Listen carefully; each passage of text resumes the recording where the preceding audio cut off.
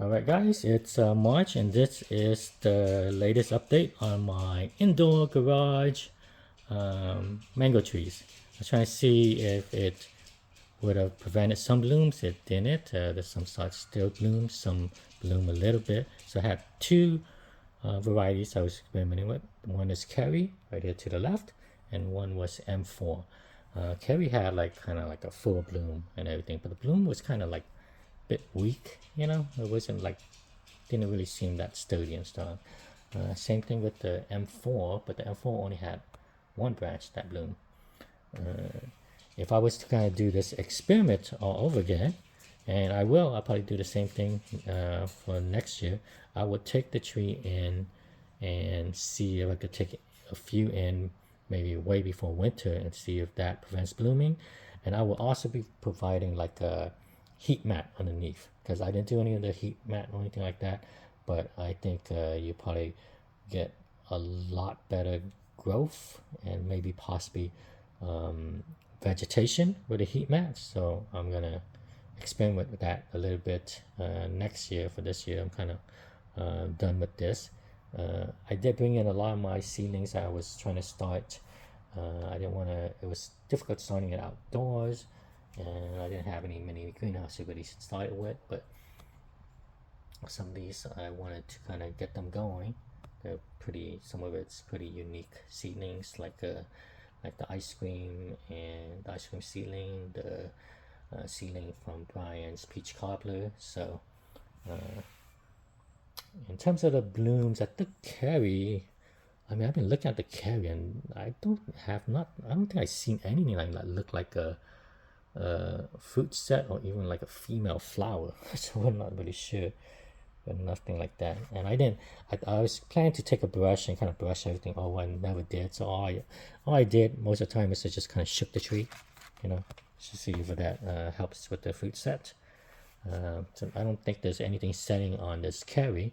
But if we go to this M4 right here, look at this, guys. Let me try to get this to focus. Look at that. So there is fruit set on the M4.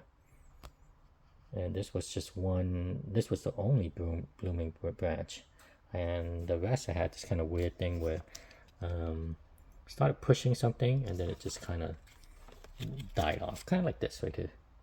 I don't know if that's from the lack of lighting, lack of heat, but the one that did stick, tons of little fruitlets right there. I will let it mature. We'll see what happens. I mean, I have at this point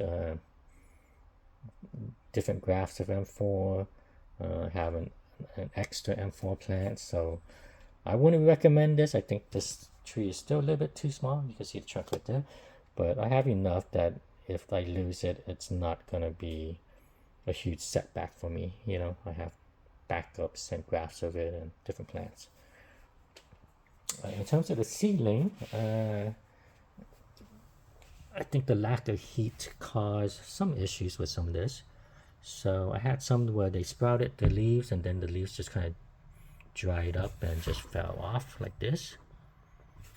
Or like this one. I don't think this one's gonna make it. But then it's surprising I had this Maha that is looking really good. Nice thick leaves, which is surprising. Maha has been kind of like a difficult one for me to grow from seedlings. They've been all kind of slow. And here's a seedling from Brian's peach cobbler seedling. There's some amazing fruit. We'll see what happens with this. Unfortunately, it is monoembryonic, so it's not going to produce a clone or anything like that. Okay, here's an ice cream. That's looking good. And then some of the rest, they didn't seem to have sprouted. So, see what happens. Oh, here's a few more. I got like a Super Julie that's sprouting and like an Angie. Well, that's the update for this month. It's pretty interesting indoor mango project. I will be doing this again. I don't know when I'm gonna take all these out, but maybe when nighttime temps is a little bit higher, I'll be taking all these plants out. Thanks, everyone.